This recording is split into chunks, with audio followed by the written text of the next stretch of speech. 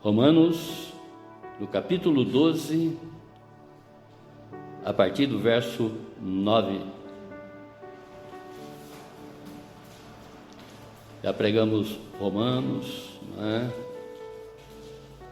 De 1 a 8, do 12, de 1 a 8. E hoje, conforme eu disse ontem aqui na INC, essa ministração veio no meu sonho. Amém?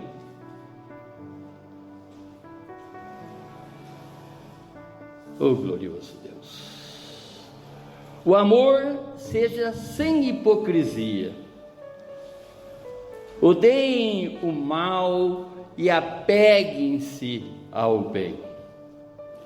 Amem uns aos outros com amor fraternal. Quanto à honra, deem sempre a preferência aos outros. Quanto ao zelo, não sejam preguiçosos, sejam fervorosos de espírito, servindo o Senhor. Alegrem-se na esperança, sejam pacientes na tribulação e perseverem na oração. Ajude a suprir a necessidade dos santos. Pratique a hospitalidade. Abençoe aqueles que perseguem vocês. Abençoe e não amaldiçoem. Alegrem-se com os que se alegram e chorem com os que choram. Tenham o mesmo modo de pensar de uns para com os outros. Em vez de serem orgulhosos, sejam solidários como os humildes. Não sejam sábios aos seus próprios olhos. Não paguem a ninguém mal por mal. Procure fazer o bem diante de todos. Se possível, no que depender de vocês, vivam em paz com todas as pessoas. Meus amados, não façam justiça com as próprias mãos, mas deem lugar à ira de Deus, pois está escrito: a mim pertence a vingança, eu é que retribuirei, diz o Senhor. Façam o contrário. Se o seu amigo tiver fome, dê-lhe de comer. Se tiver sede, dê-lhe de beber. Porque fazendo isso, você amontoará brasas vivas sobre a cabeça dele. Não se deixe vencer pelo mal, mas vença o mal com o bem. Amém, irmãos? Abaixe a sua fronte, feche seus olhos e vamos falar com Deus. Vamos pedir para que o Santo Espírito de Deus, o nosso professor, o nosso instrutor, o nosso conselheiro, nos traga exatamente tudo o que nós precisamos saber a respeito desses conselhos do apóstolo Paulo, que já no primeiro verso desse capítulo ele diz para que nós devemos ser hoje um sacrifício vivo no altar, para que também nós possamos renovar a nossa mente, não é? Conforme no grego diz, essa metanoia que nós devemos fazer para que realmente pensemos de uma forma totalmente diferente da que pensávamos ontem.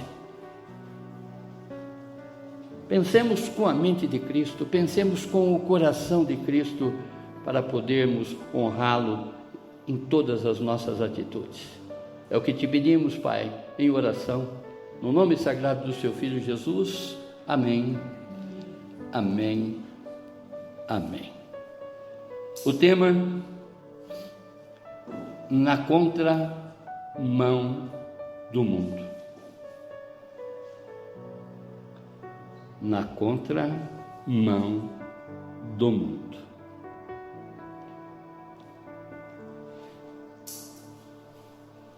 O que nós sempre citamos aqui é que devemos a todo um momento, orar com a palavra de Deus, conversar, né, com esse Deus através daquilo que Ele já está respondendo para cada um de nós. E sempre que nós interagimos com a palavra, nós temos que olhar para as nossas vidas como também para os dias atuais.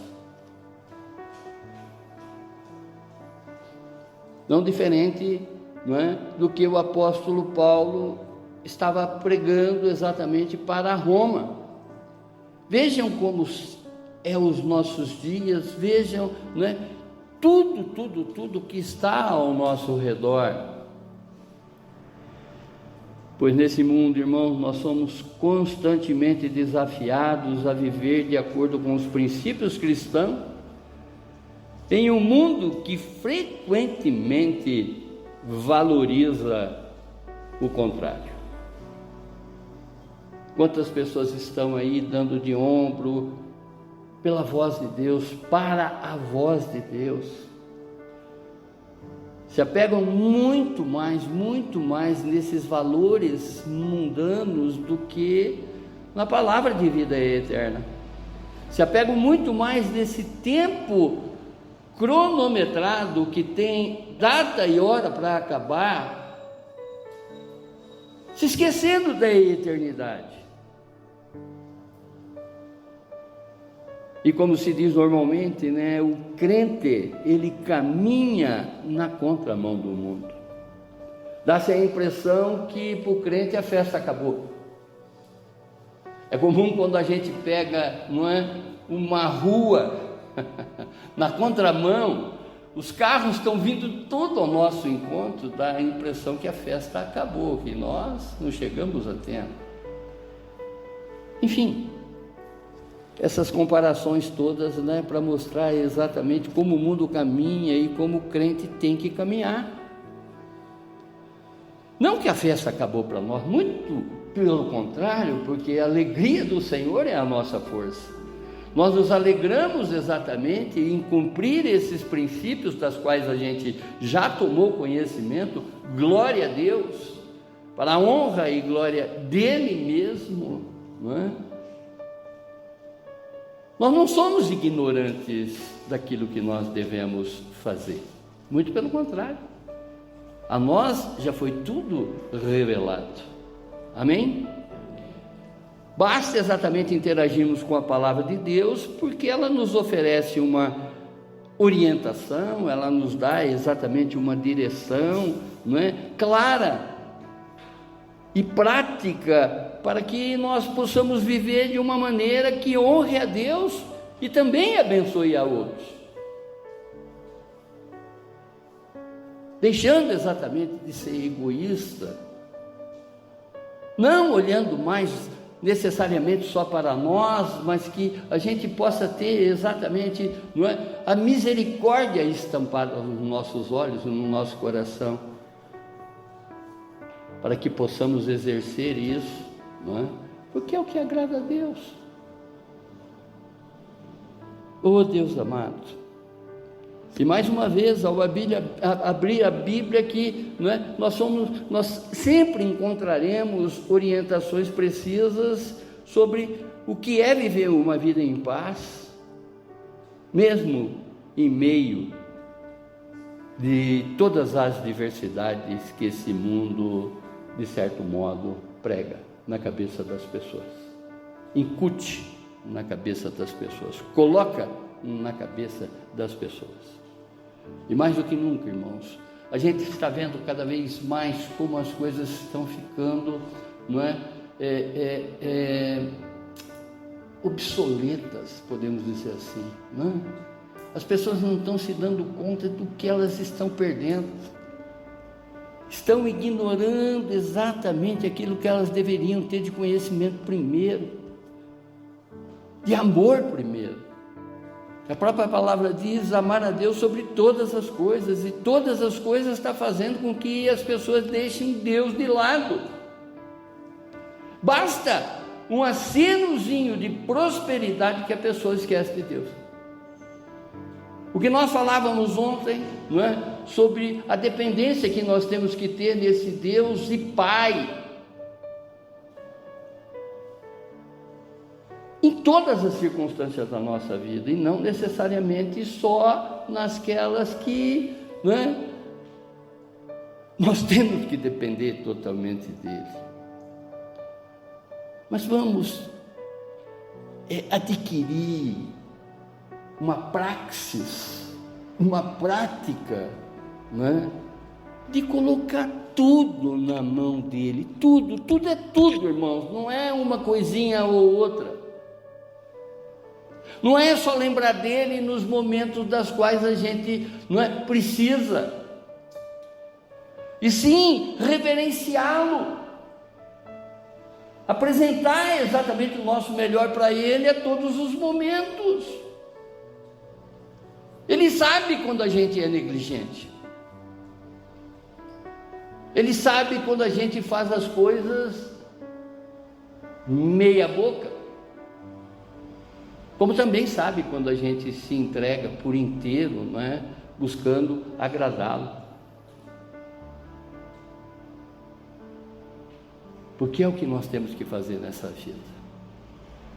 Olha quantas provas que ele já deu desse amor que ele tem por nós, não é?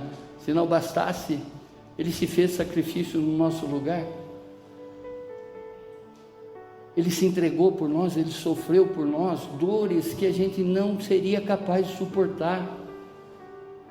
E às vezes, em detalhezinhos pequenos, a gente já coloca ele de lado, já começa, né, a murmurar, porque essas coisas só acontecem comigo, se esquecendo de que nós estamos sendo restaurados, nós estamos sendo aprimorados, não para viver esse tempinho de vida que nós temos aqui nesse mundo. A palavra que foi trazida aqui na abertura, não é? Ela deixa claro que não existe cidade para nós, porque nós pertencemos ao reino celestial. Nós já estamos predestinados, não é, a viver essa eternidade com Deus. Portanto, tudo que essas provas que nós estamos passando nessa vida são trazidas exatamente para que a gente possa melhorar, possa se santificar, não é, a cada vez mais nas nossas atitudes, contemplar esse mundo com os olhos de Cristo, ver exatamente, não é, a ação de Jesus em todos os lugares, porque nós somos representantes dele. Sabemos que a definição de cristão é mini-Cristo. Nós devemos exercitar exatamente, não é, tudo que ele faria em determinadas situações. Hoje é nós que temos que fazer. Ele já deu prova. Ele é o autor e consumador da nossa fé. Ele já deu prova disso tudo. Ele já suportou uma série de coisas por nós, da qual, não é, no dia de hoje nós estamos trazendo à memória todos os seus feitos. O contexto, o que se passa aqui? Paulo, ele está pregando para a igreja de Roma. Roma, nessa época, pelos escritores da época, ela era declarada como o chiqueiro do mundo, o esgoto do mundo. E Paulo, ele está mostrando exatamente o que conta de precioso, o que conta de sagrado, o que conta de desejado pelo nosso Deus e Pai. Nós sabemos que as epístolas aos Romanos, elas se dividem em duas partes. Do verso 1 ao 11 é a parte doutrinária. Paulo, ele passa ensinando exatamente a importância de Cristo na nossa vida, a importância de sermos verdadeiramente discípulos de Jesus, do verso 1 ao 11. E do verso 12 em diante, não é? Ele implora, ele roga para que a gente tenha um novo comportamento nessa vida, que passamos, não é, nesse momento a nos dedicarmos mais para tudo aquilo que agrada a Deus. Em primeiro lugar, se colocando como um sacrifício vivo no altar, aonde que a própria palavra diz, não é? Sacrifício jamais, mas misericórdia sim. A misericórdia ela tem que ser exercida pelo cristão a todos os momentos e não em um e outro, para que essas pessoas se vangloriem, não é?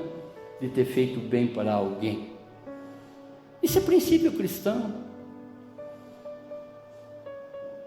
Isso está na nossa obrigatoriedade, porque só assim agradaremos a esse Deus. Comece a analisar exatamente as antipatias que vocês têm por algumas pessoas. Vai deixando isso de lado. Deus vê.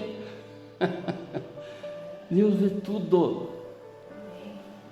Às vezes uma pessoa é antipática para mim, né? E eu alimento essa antipatia ao invés de exercitar a misericórdia para a vida dessa pessoa. Claro, nós sabemos que conviver com pessoas é difícil, mas conforme o conselho de Jesus para Nicodemos, né? Um homem que poderia ter sido discípulo dele, ele diz: é necessário que eu cresça e você se diminua. É necessário que Cristo cresça em todas as situações da nossa vida, para que, não é, de certo modo, as pessoas estão vendo através desse testemunho de que nós não temos um olhar para outras coisas a não ser para aquilo que verdadeiramente é eterno.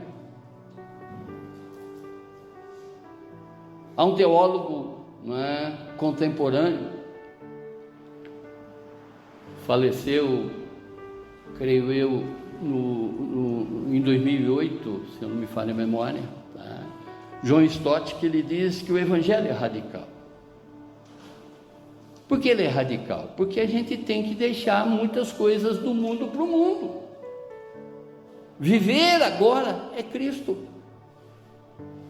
O cristão ele não tem outro método de vida a não ser fazer exatamente aquilo que Cristo faria em qualquer situação. Egoísmo, o crente não pode existir. Orgulho, muito menos. Porque a própria palavra diz que o orgulho precede, né? Ou seja, anuncia a queda. Esta epístola aos Romanos, ela foi escrita por Paulo por volta dos anos 57 depois de Cristo, durante a sua terceira viagem missionária. Ele escreveu enquanto ele estava em Corinto, antes de viajar para Jerusalém. O propósito principal dessa epístola era apresentar uma explicação completa do Evangelho. Conforme muitos teólogos classificam que a carta aos Romanos, a epístola aos Romanos, é o Evangelho, não é, de uma forma comprimida. Porque está ali, está aqui em Romanos, todo o ensinamento que Cristo deixou nessa vida. Transferiu para os seus discípulos.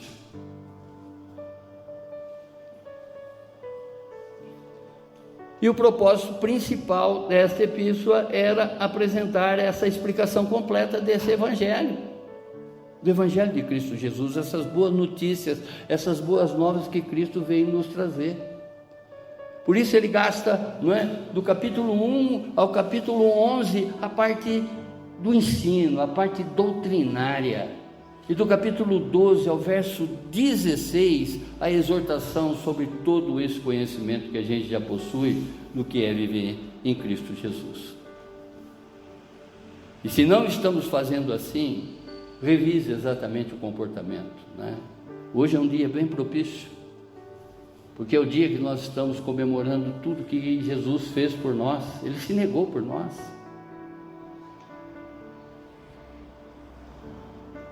Oh Deus amado, aqui o apóstolo Paulo, ele nos ensina que o verdadeiro cristianismo, ele se expressa no amor sincero, na superação do mal pelo bem e na busca constante de paz. Ainda que estamos no mundo de guerra, mas nós somos um agente de transformação. Jesus está buscando exatamente com que a gente seja sal e luz em todos os ambientes, em todos os lugares dessa vida, que possamos levar exatamente a luz para clarear a mente das pessoas, como também, não é, o sal para dar um tempero adequado para todo esse alimento indigesto que às vezes a gente é obrigado a engolir. Certo dia eu ouvi uma frase que eu parei para pensar e realmente faz sentido, que o que mata o homem não é o que ele come, mas sim aquilo que ele é obrigado a engolir. Esse mundo é cheio de fazer exatamente com que a gente engula, né, coisas indesejáveis, adquire coisas indesejáveis. Aqui nesses versos são apresentadas uma série de exortações práticas que demonstram como viver uma vida transformada pelo amor de Cristo Jesus, influenciando, né, claro, através do nosso testemunho, positivamente todo o contexto, todo o mundo ao nosso redor. Primeira exortação: ao amor sincero e à santidade, dos versos 9 ao verso 10. Vejam isso, irmãos. Ontem falávamos muito a respeito da santidade. A primeira incumbência do crente é ser santo, porque Deus, não é, pede: sede santo porque eu sou santo. E a própria palavra diz: sem santidade ninguém verá a Deus. É o que nós devemos buscar exatamente nas nossas atitudes, no nosso comportamental, tudo que a gente está fazendo aí. Começa a observar se existe santidade naquilo que você está fazendo ou não. Começa a contemplar a tua vida aos olhos do Senhor. Veja que maneira Ele está vendo você. Não é difícil. Basta exatamente nós fazermos um exame de nós mesmos, porque nós já temos uma consciência tanto moral quanto cristã daquilo que nós devemos ser. E se não estamos sendo regidos por outra coisa que não é Cristo Jesus. Certo modo, se estamos convivendo ainda com coisas que desagradam a Deus, não é Cristo que reside em nós, é outra coisa. Muita calma nessa hora, observando exatamente o nosso comportamento, porque nada foge aos olhos de Deus. Ele sabe de todas as coisas. Tanto que ele escreve, não é? Quem escreve é Paulo, mas inspirado pelo Santo Espírito. O Espírito soprando para que Paulo escreva. No verso 9: o amor seja sem hipocrisia. Odeie o mal e apegue-se ao bem. O amor cristão, ele precisa ser genuíno e fundamentado na verdade. Genuíno, simples, mas fundamentado na verdade. Conforme a conversa de Jesus com a mulher samaritana, que nós sempre citamos aqui: haverá um tempo, esse tempo já é, não é amanhã, é hoje, em que o Senhor está buscando os verdadeiros adoradores, aqueles que o adoram em espírito e em verdade. Quer agradar a Deus? Viva a verdade e não a hipocrisia. o faz de conta. Se você está aqui com uma dependência ainda sobre uma série de coisas, me desculpa, mas você está usando de hipocrisia contigo mesmo, porque você só está enganando a você não consegue enganar a Deus, que é onisciente. Ele é um Deus soberano, Ele sabe de todas as coisas. Não podemos amar e ao mesmo tempo tolerar o pecado. Se você ama uma pessoa e está vendo exatamente com que essa pessoa cada vez mais está se afundando nesse mundo, você não pode tolerar.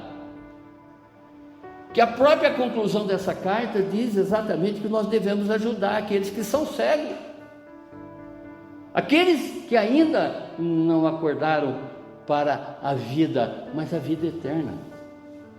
Isso tudo é passageiro, irmãos, né? Eu sempre falo, uma veinha na nossa mente, no nosso cérebro, nas nossas entranhas, mais fina que um fio de cabelo meu. Eu digo meu, porque o meu é bem fininho. Se romper, a pessoa não vai nem ter noção de se arrepender. E a base da nossa salvação, ela está exatamente no arrependimento verdadeiro e não de hipocrisia. Podemos ser hipócritas com nós mesmos. Nesses dias de Avatar, tem pessoas criando personagens, né, delas, como se fosse uma celebridade. Nesse mundo de faz de conta, nesse mundo de causar impressão. Se Deus nos esquadrinha por inteiro, Ele sabe exatamente do nosso deitar, Ele sabe do nosso levantar, Ele sabe do nosso caminhar, está conosco e não se aparta de nós. Para de ser iludido nessa vida, para de hipocrisia nessa vida. Isso está te levando você, como também está levando muita gente que você conhece, para o buraco. E as pessoas temam em não buscar exatamente aquilo que é eterno na vida delas. A palavra grega usada para ser, tipo assim, para definir, né? Sem hipocrisia. Eu já expliquei aqui por inúmeras vezes, mas esta é exatamente a definição.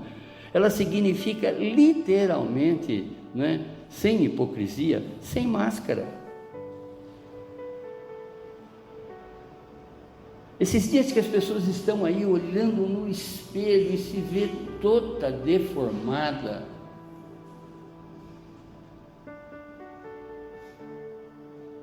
não existe perfeição no homem.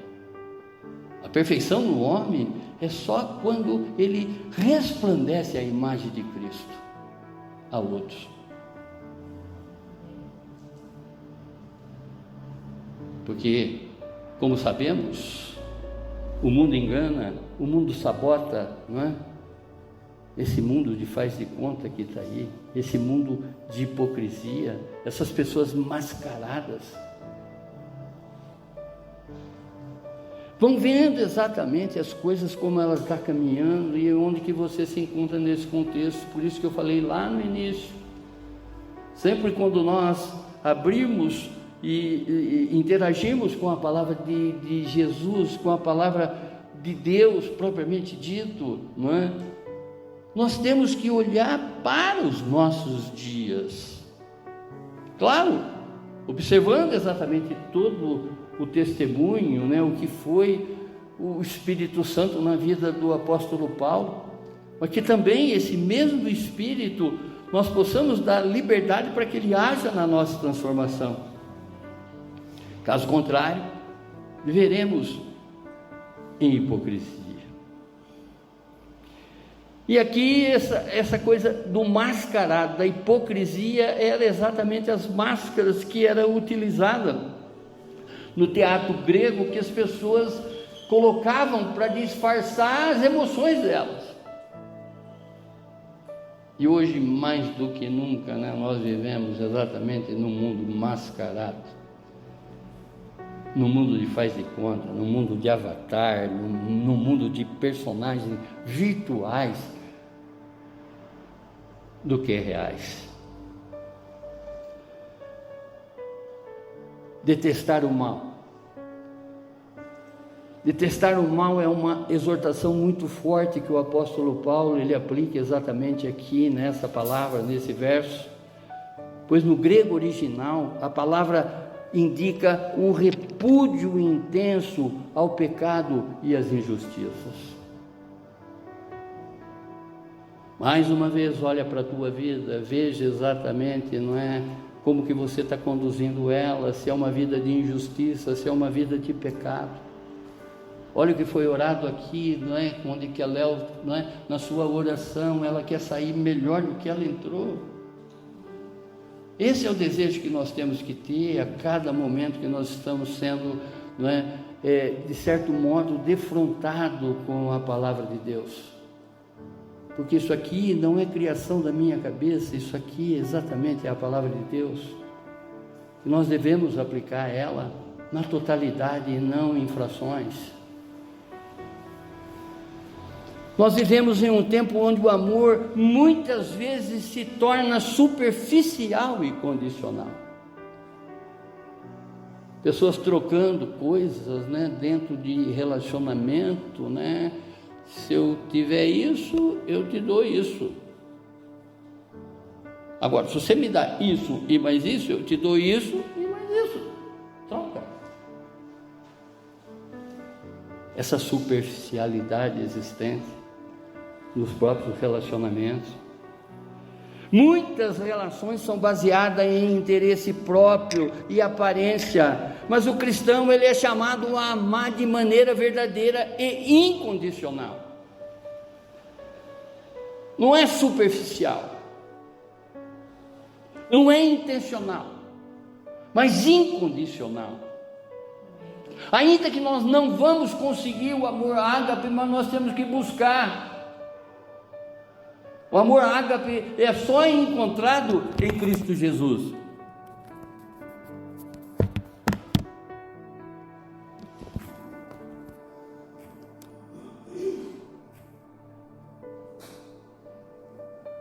O verso 10 diz: ame uns aos outros com amor fraternal. Quanto à honra, deem sempre preferência aos outros. O amor fraternal, ele se refere a um tipo de amor que existe entre membros de uma família. Por que nós nos tratamos como irmãos? Porque nós temos um pai, temos um irmão mais velho. Antes estávamos como criatura, mas hoje nós somos inseridos na família de Deus. Por isso esse tratamento, irmão. É como se fosse exatamente, não é, observado aqui, se tivéssemos o mesmo sangue. Ainda que o meu sangue é tipo O, o outro é tipo A, o outro é A universal, enfim, há diferentes tipos de sangue, mas o nosso DNA é de Cristo Jesus.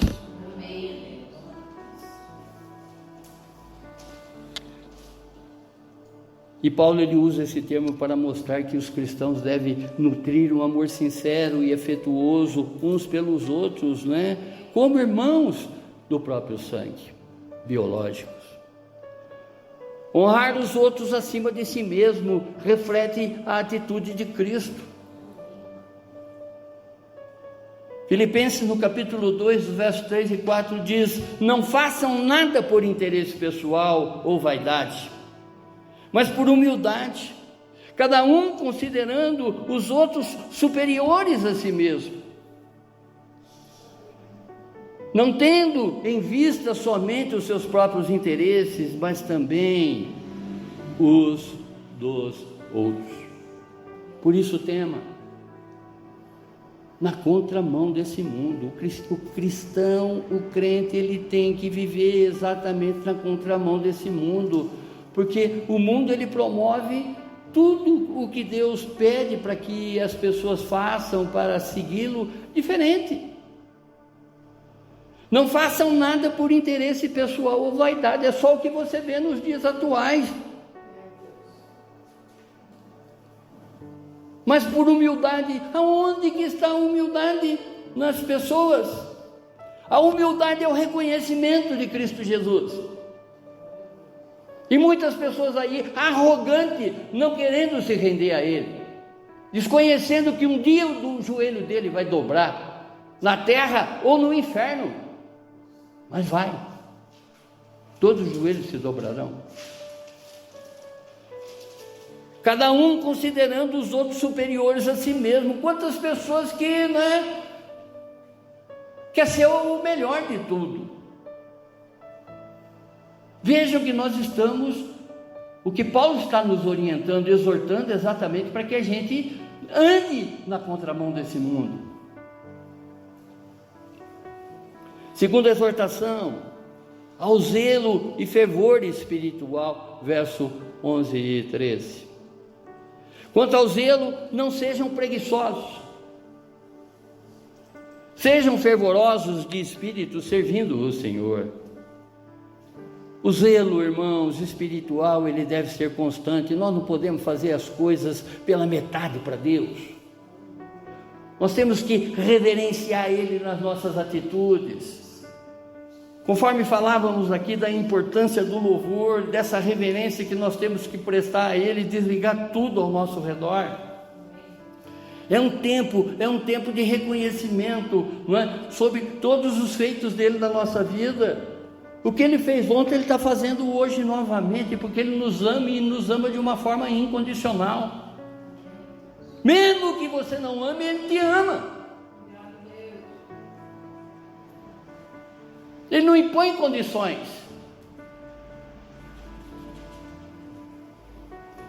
Fervorosos de espírito significa fervendo no espírito, indicando um coração inflamado pelo Espírito Santo, assim como Jesus tinha e deu exemplo exatamente, de ser guiado pelo Espírito em todas as suas atitudes. Os discípulos de Cristo, ele deve ter entusiasmo constante no serviço, não fazer as coisas por obrigação, mas por devoção. Vê exatamente na oportunidade, quando você está prestando um serviço para Jesus, até mesmo na oração, que seja em reverência e não em aparência. O cristão, ele deve ter um coração ardente, dedicado e cheio de paixão pelo reino. Aonde que você plantar a planta do teu pé, você tem que ser ali o embaixador do reino de Cristo, do reino dos céus, mostrando exatamente que tudo aquilo que você aprendeu de Cristo, está aprendendo de Cristo, você está colocando em prática. Não é que isso está entrando por um ouvido e saindo para o outro, muito pelo contrário, você está fazendo. Agora, se você não está fazendo, está entrando por um ouvido e saindo pelo outro. E nada foge aos olhos do Senhor. A indiferença esfria a fé. Cada vez que eu fizer uma coisa tipo assim, por obrigação para Deus, a minha fé está sendo afetada. Reverência. Reverência. Nessa mesa a gente consegue ver Cristo simbolizado sobre uma série de aspectos. O pão e o vinho. Conseguimos ver exatamente Cristo sendo manifesto aqui em todos os nossos olhares. No trigo, Ele é o alimento, Ele é a videira, da qual somos ramos dessa videira. Essa reverência, essa simbologia mostra exatamente, não é, que nós devemos ser tipo assim, visto pelas pessoas, refletindo a imagem de Cristo. Olhe bem para essa mesa. Nós estamos falando aqui do adorno, mas sim sobre o que ela representa. Amém? Reverenciá-lo. Verso 12: alegrem-se na esperança, sejam pacientes na tribulação e perseverem na oração. Veja do culto passado, a oração, o jejum, a dedicação daquele rei fez exatamente com que Deus conquistasse aquela vitória para ele, através da fé, através da reverência, através do louvor, do reconhecimento de verdadeiramente quem esse Deus é na nossa vida. A alegria do cristão, ela não depende das circunstâncias, mas da esperança em Cristo Jesus. A paciência nas provações vem da confiança em Deus, e a oração constante mantém a fé firme. A tribulação, ela faz parte da vida cristã, irmãos, mas Deus concede a graça para que possamos suportá-la. Não estamos mais sozinhos. Deus, Ele está em cada batalha da nossa vida. Se não bastasse, não é? Jesus já conquistou a guerra da nossa vida. Jesus já nos comprou pelo um alto preço, e essa moeda foi o próprio sangue dele vertido na cruz por mim e por você. Eu nunca me esqueço de uma frase que eu via isso estampado, não é? Que Cristo morreu de pé e de braços abertos, para que eu não ficasse sentado e de braços cruzados. Quantas coisas que podemos fazer para esse Deus. Oh, glorioso! Nos momentos difíceis, ele não desiste, o cristão, mas confia e espera com paciência através da oração constante, que é uma fonte de força e renovação. Verso 13: ajudem a suprir as necessidades dos santos, pratique a hospitalidade. A generosidade é um reflexo do amor cristão. Os primeiros cristãos, eles compartilhavam bens e ajudavam os necessitados. A hospitalidade era essencial, especialmente em tempos de perseguição. Nós não vivemos esse tempo de perseguição, mas muitas pessoas estão hospedando, não é? Os cristãos que estão aí nessas missões transculturais, estão escondendo essas pessoas, assim como eles foram escondidos no início da igreja primitiva. Muitos dos nossos dias também estão sendo escondidos, não pode nem dizer que é cristão, porque morrem.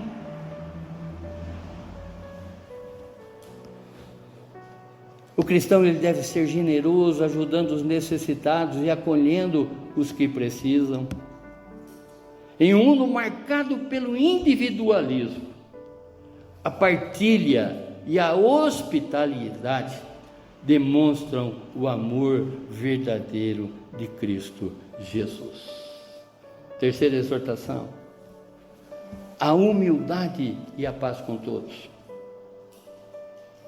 Abençoe aqueles que perseguem vocês. Abençoe e não amaldiçoe. Ontem falávamos exatamente, né, do profeta Eliseu. Conforme foi o ensino de Jesus no Sermão do Monte, o cristão, ele não deve retribuir o mal com o mal, mas responder com o amor e perdão, demonstrando um caráter transformado. Paulo, ele chama exatamente a atenção nesse capítulo para que tenhamos uma metanoia, uma mudança de mente, Os nossos pensamentos de outrora ficou lá atrás, não faz mais parte dos princípios que nós devemos viver hoje. Nós conhecemos a Cristo, naquilo que Ele se revela para cada um de nós. O termo abençoar no grego significa desejar e orar pelo bem do outro, e não da boca para fora. Eu abençoo a tua vida. Eu oro por você.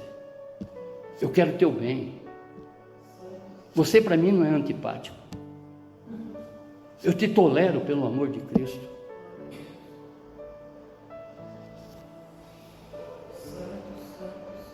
Essa atitude só é possível por meio da graça de Deus, pois contraria a natureza humana. Eu tinha um compadre.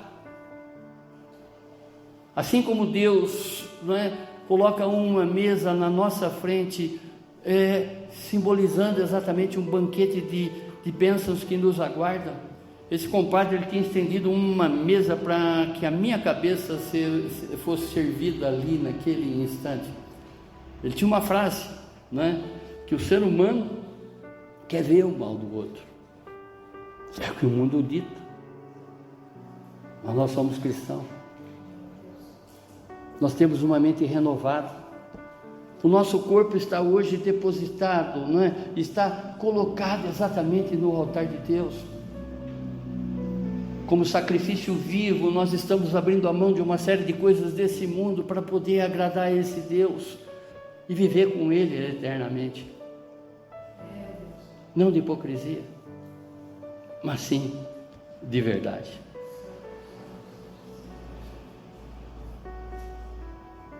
O mundo ensina a retribuir ofensas com vingança, mas o cristão é chamado a agir de maneira diferente.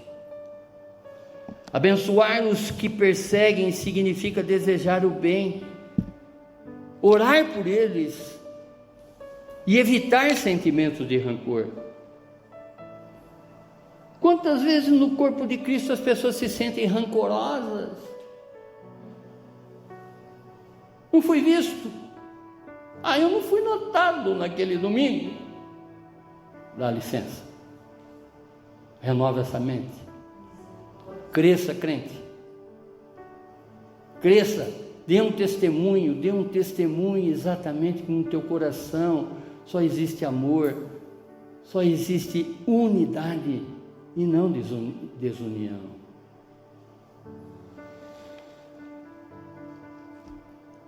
Oh, glorioso! O verdadeiro amor cristão nos leva a compartilhar tanto as alegrias quanto as tristezas dos outros, onde que o verso 15 diz: alegrem-se com os que se alegrem, chorem com os que choram.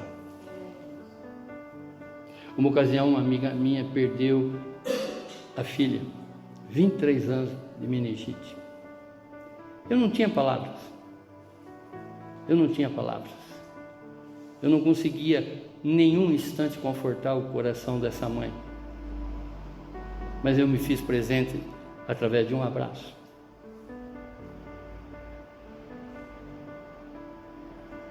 Debruçado,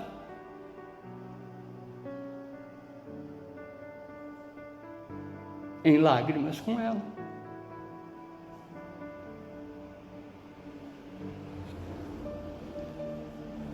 Eu não estou querendo dizer aqui que eu sou todo espiritualizado, mas eu busco, a todos os instantes a seguir esses ensinamentos.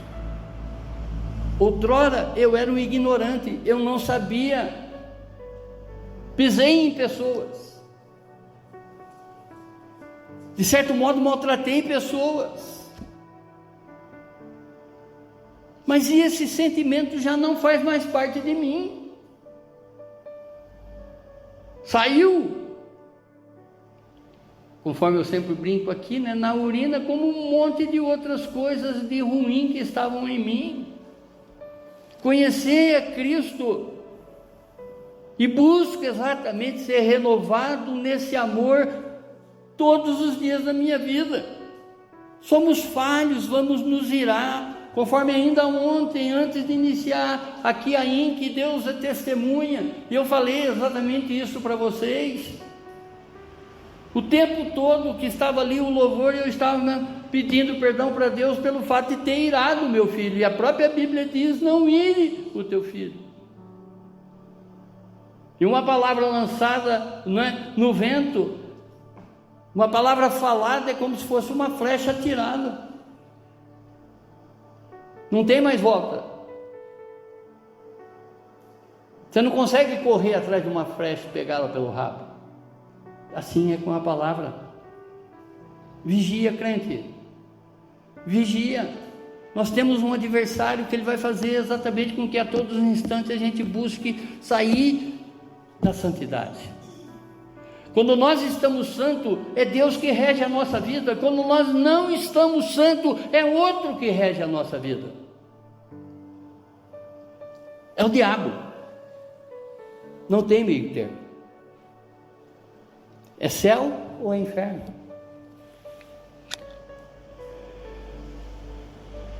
Oh Deus amado, então alegre-se com os que se alegram, não é? É tão importante quanto consolar os que sofrem. Ambas as atitudes requerem humildade e um coração desapegado do orgulho e da inveja. Verso 16: tenham o mesmo modo de pensar de uns para com os outros, em vez de serem orgulhosos, sejam solidários com os humildes, não sejam sábios aos seus próprios olhos.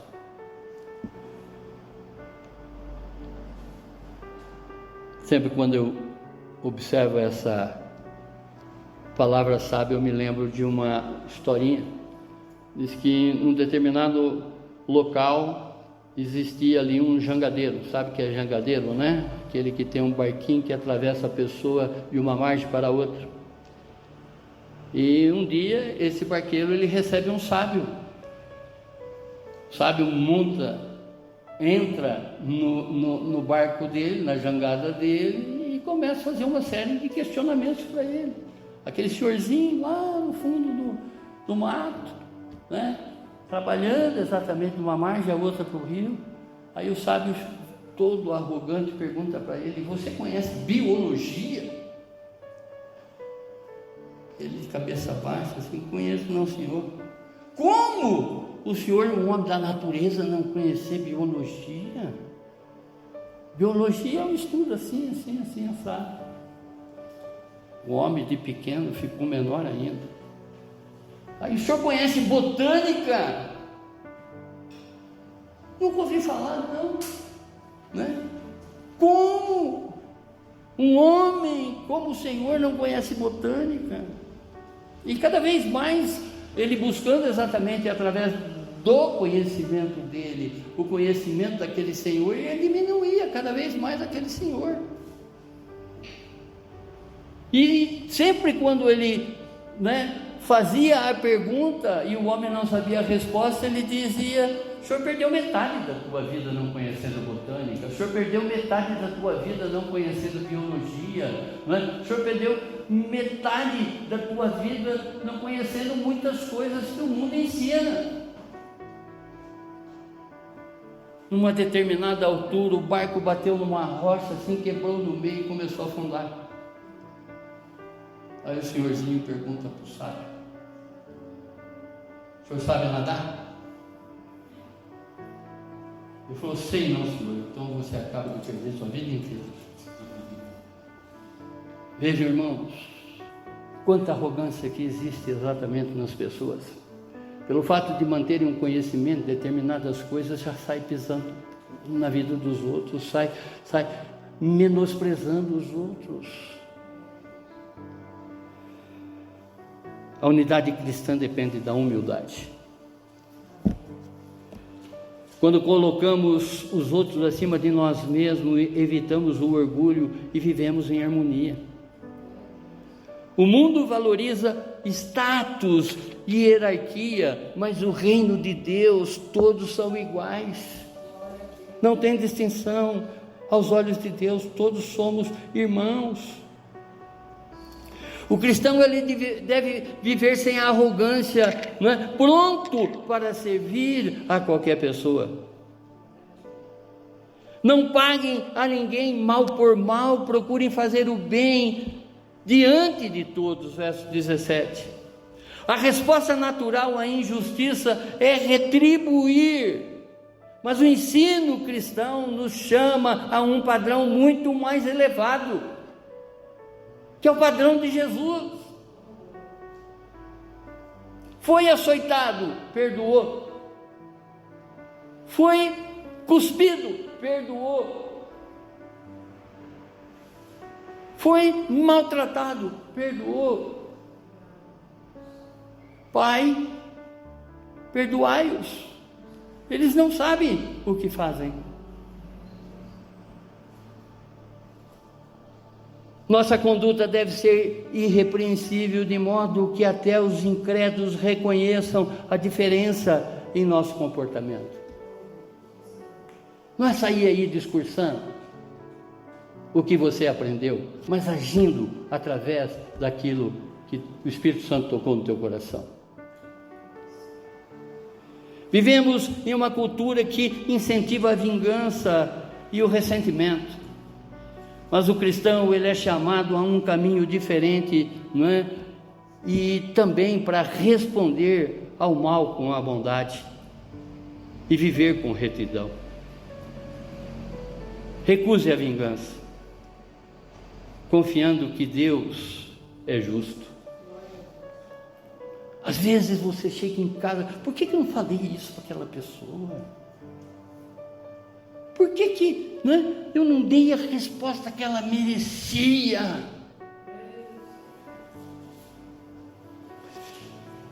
Responda o mal com bondade e oração. Mantenha um testemunho íntegro em todas as situações. Verso 18. Se possível, no que depender de vocês, vivam em paz com todas as pessoas. A paz nem sempre é possível, tanto que nós vemos aí exatamente um mundo em guerra, né? Vizinho virando a cara um para o outro, colegas de trabalho, nossa, não quero nem sentar perto dessa pessoa.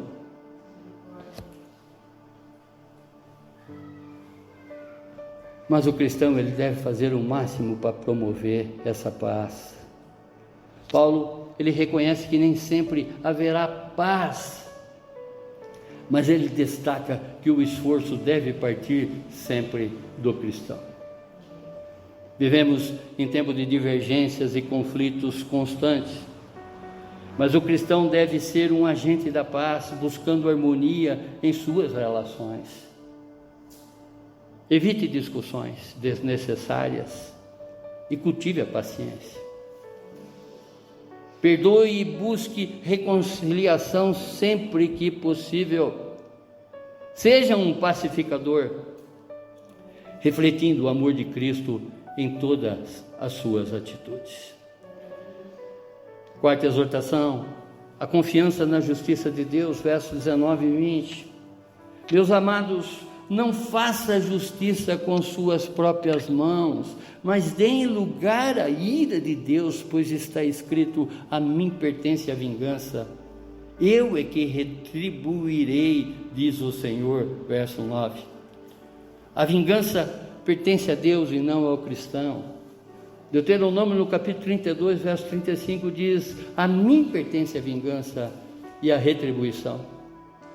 Ao seu tempo, quando o pé deles resvalar, quando ele cair, né? Simplesmente isso, porque o dia da sua calamidade está próximo e o seu destino se apressa em chegar.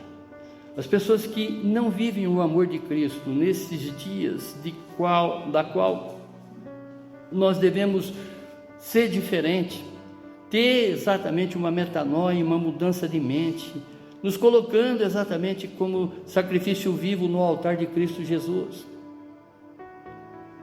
Os pés vão resvalar, vão tropeçar essas pessoas, claro.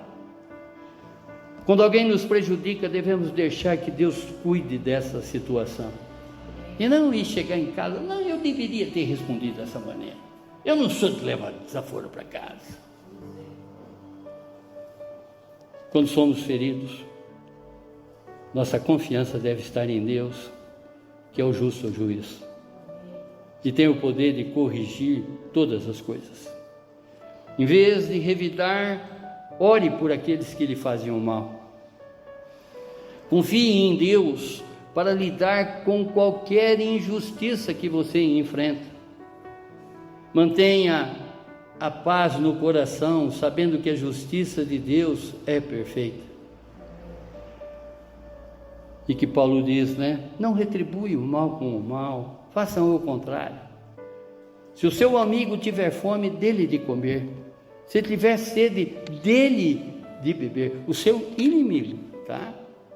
Porque fazendo isso, você amontará brasas vivas sobre a cabeça dele. Verso 20.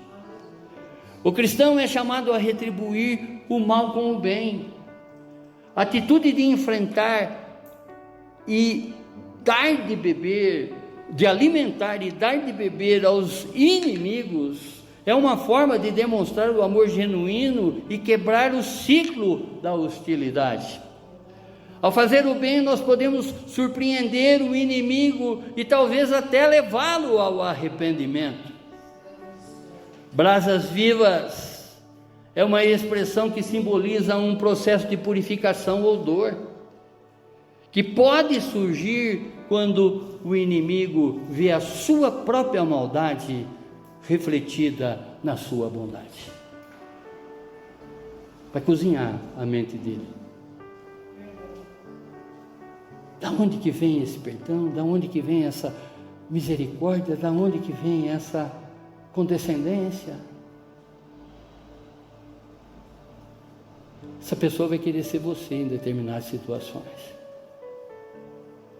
porque vai ver Cristo refletido em você e nas suas atitudes. Se alguém lhe causar o mal, retribua com um gesto de bondade. Ofereça ajuda àqueles que o tratam mal, como uma forma de quebrar o ciclo da raiva. Lembre-se de que ao fazer o bem, os inimigos, ou melhor, ao fazer o bem, os inimigos, ao fazer o bem aos inimigos, você reflete o caráter de Cristo. E a quarta exortação, a vitória do bem sobre o mal, verso 21. Não se deixe vencer pelo mal, mas vença o mal pelo bem. Vencer o mal com o bem é a atitude que define o cristão. Quer agradar a Deus? Faça o bem. Ao fazer o bem, mesmo quando somos tratados com maldade, mostramos o poder do Evangelho para transformar corações e vidas. A vitória sobre o mal não é conquistada para revidar, mas sim para agir com bondade.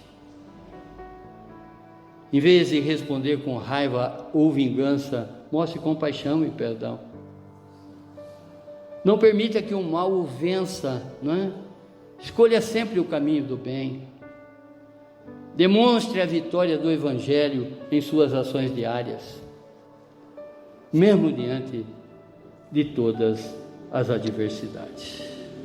Concluindo, conforme foi para Romanos, o apóstolo Paulo nos ensina a viver com sinceridade, humildade e amor, buscando a paz e a harmonia, mesmo diante das hostilidades. Em vez de retribuirmos o mal com o mal, somos chamados a responder com o bem, refletindo a graça e o caráter de Cristo Jesus. Abaixe a sua fronte, feche os seus olhos. Hoje, somos desafiados a viver de maneira prática aos ensinamentos de Romanos, do capítulo 12, do verso 9 a 21, na contramão desse mundo. Busque ser um pacificador. Ofereça o perdão onde há ofensa. A oração de Francisco de Assis, né? E acima de tudo, vença o mal com o bem, para que o nome de Cristo Jesus seja glorificado em todas as suas ações. Obrigado, Deus. Obrigado, Senhor, por essas exortações, por esses aconselhamentos que o apóstolo Paulo trouxe para nós nessa manhã, Senhor. Que possamos sair daqui, Senhor, com a nossa mente renovada, para que haja uma verdadeira metanoia, Senhor, uma mudança de estilo, uma mudança de hábito, Senhor, uma mudança de mente, para que possamos pensar como Jesus pensa, agir como Jesus age, para a honra e glória dele mesmo. Muito obrigado, Senhor, por essa palavra, Senhor, muito obrigado. Lhe agradecemos no nome sagrado do seu Filho Jesus. Amém, amém, amém. Glórias a ti, Senhor, glórias a ti, Senhor, glórias a ti, Senhor.